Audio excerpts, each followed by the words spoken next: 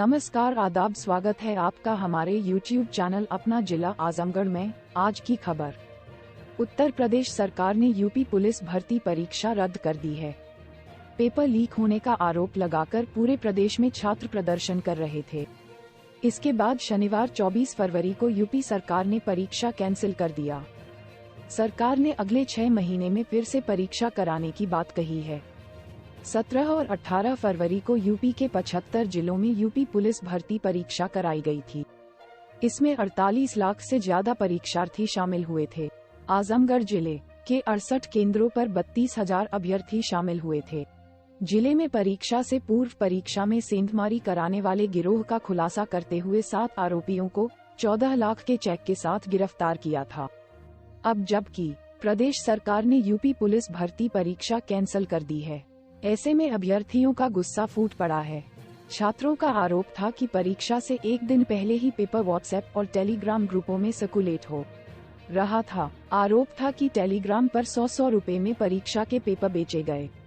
Police भर्ती परीक्षा निरस्त किए जाने के बाद अभ्यर्थियों का गुस्सा फूट पड़ा। पुलिस भर्ती परीक्षा में शामिल अभ्यर्थी राजकुमार यादव का कहना है कि जब हम लोग यूपी पुलिस भर्ती परीक्षा देकर आए तो पता चला कि प्रश्न पत्र लीक हो गया है। यूपी सरकार ने जो भी परीक्षा कराई, चाहे आरओ की परीक्षा हो चाहे टीईटी की, अब पुलिस की भी परीक्षा लीक हो गई। हर परीक्षा लीक हो रही है।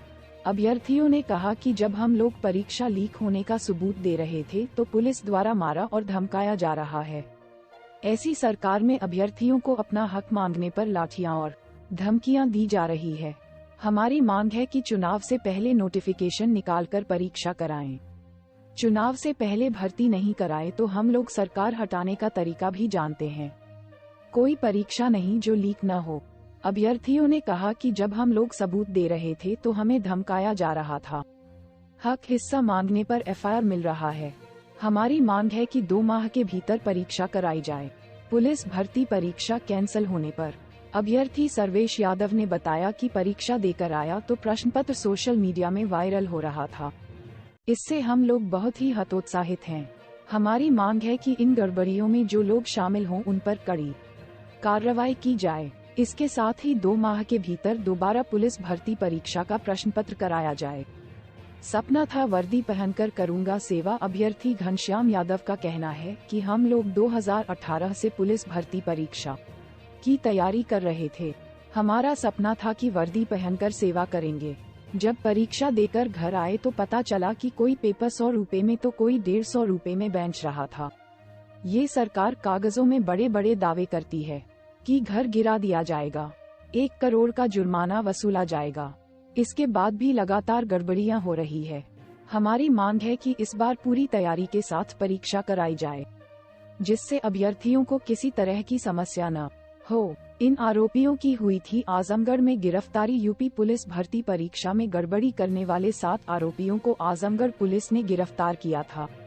एसपी अनुराग आर्य ने बताया कि इस पूरे मामले में जिन आरोपियों को गिरफ्तार किया गया है, उन आरोपियों में बरदह थाना क्षेत्र का रहने वाला संजय यादव, मेहंगर थाना क्षेत्र का रहने वाला रोहित गुप्ता, हरिवंश यादव गौराबाद शाहपुर जौनपुर, भीम यादव थाना देवगांव, कैलाश यादव बरदह थाना आजमगढ़, राजेश तिवारी जो कि फ्रॉड है, मेहंगर थाना क्षेत्र का रहने वाला है, जबकि पवन कुमार सिंह अपने को अधिवक्ता बता रहा था। इन सभी आरोपियों के विरुद्ध कड़ी कार्रवाई की जाएगी। खबर, आजमगढ़ जिले के कंदरापुर थाने की पुलिस ने जमीन खरीद फरोख्त में गड़बड़ी करने वाले आरोपियों पर 420 रुपए का इनाम घोषित किया है। इस मामले में कंदरापुर थाने में पीड़ित रुद्रांश राय ने 27 जुलाई 2023 को पुलिस को शिकायती पत्र देकर आरोप लगाया था कि अब्दुल गफ्फार, अब्दुल सलाम शहनशाह, अब्दुल दुहुम और अंजुम आरा जो कि जिले के जालंधरी मोहल्ले के रहने वाले हैं, आरोपियों ने जमीन बेनामा कराने के नाम पर षड्यंत्र करके पीड़ित से कई तिथियों में 63 लाख रुपए ले लिए। जब पीड़ित ने अपने पैसे मांगने शुरू किए तो आरोपी मारपीट करने के साथ गाली गलौज करने लगे, जिसके बाद पीड़ितों ने इस पूरे मामले की शिकायत थाने में की।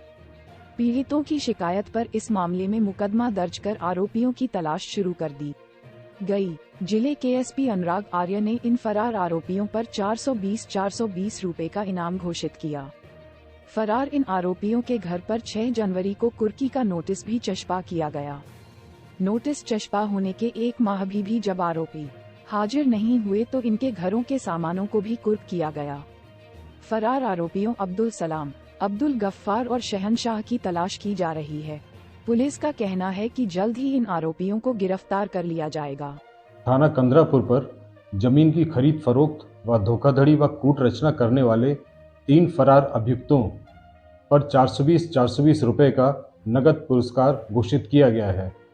माह जुलाई में थाना कंदरापुर पर वादी द्वारा यह शिकायत दर्ज कराई गई थी कि जमीन का बैनामा कराने के नाम पर धोखाधड़ी करके उससे 63 लाख रुपए हड़पे गए हैं और पैसे मांगने पर उससे गाली गलौज और जान से मारने की धमकी दी जा रही है। इस प्रकरण में मुकदमा अपराध संख्या 195/23 धारा 406, 420, 504, 506 आईपीसी का कायम किया गया।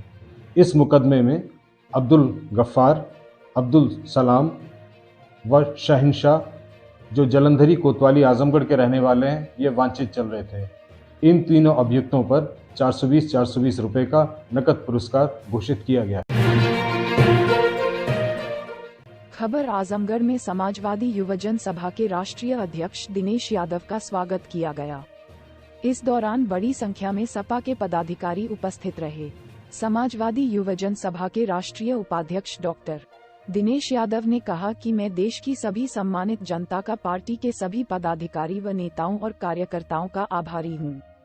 भाजपा पर निशाना साधते हुए कहा कि भारतीय जनता पार्टी की सरकार में छात्रों, नौजवानों, किसानों, बेरोजगारों, असहायों का भारतीय जनता पार्टी की सरकार दमन व उत्पीड़न कर रही है। ऐसी निकम्मी सरकार को जड़ से उखाड़ कर फेंकने की जरूरत है, जिससे समता, स्वतंत्रता, न्याय, बंधुत्व, सामाजिक समरसता, सर्वधर्म समभाव स्थापित हो सके। भाजपा सरकार में बेरोजगारी, महंगाई, भ्रष्टाचार चरम सीमा पर है, इसलिए भाजपा सरकार को उखाड़ कर फेंकने की जरूरत है। अल्पसंख्यक सभा के राष्ट्रीय सचिव आरिफ खान ने कहा कि देश में बंधुता व अखंडता को बनाए रखने के लिए भारतीय जनता पार्टी की सरकार को उखाड़ फेंकने की जरूरत है, जिससे मानव मात्र का कल्याण हो सके और संविधान व लोकतंत्र की रक्षा हो सके। सपा के निवर्तमान जिलाध्यक्ष हवलदार यादव का कहना है कि भाजपा जाति धर्म के नाम पर जनता का वोट ले रही है। भाजपा की सरकार में बेरोजगार लगातार ठगा जा रहा है। भाजपा सरकार में रोजगार ठप हो गए हैं। छात्र, नौजवान बेरोजगार दर दर की ठोकरें खा रहा है, उसे रोजगार नहीं मिल पा रहा है। लोकतंत्र और संविधान की हत्या करने वाली भारतीय जनता पार्टी की सरकार को उखाड़ कर देखने की जरूरत है। भाजपा सरकार किसानों, नौजवानों, छात्रों, बेरोजगारों की दुश्मन है, इसलिए ऐसी सरकार को जड़ से उखाड़ कर फेंकने की जरूरत है। के चैनल के माध्यम से पार्टी के राष्ट्रीय अध्यक्ष माननीय श्री अखिलेश यादव जी का बहुत बहुत धन्यवाद करता हूं कि मुझे इस पद के लिए उन्होंने मनोनीत किया गया।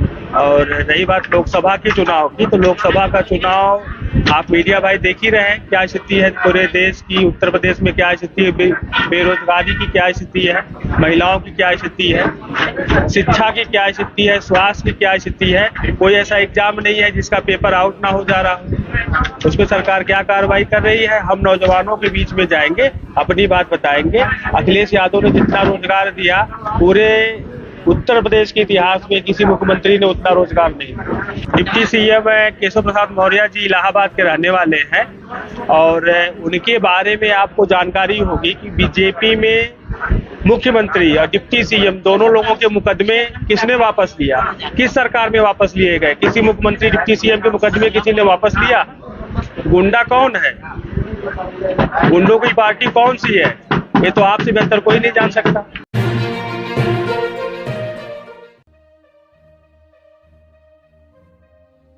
खबर आजमगढ़ के नेहरू हॉल सभागार में मिशन रोजगार के अंतर्गत मंडल स्तरीय नियुक्ति पत्र वितरण कार्यक्रम आयोजित किया गया।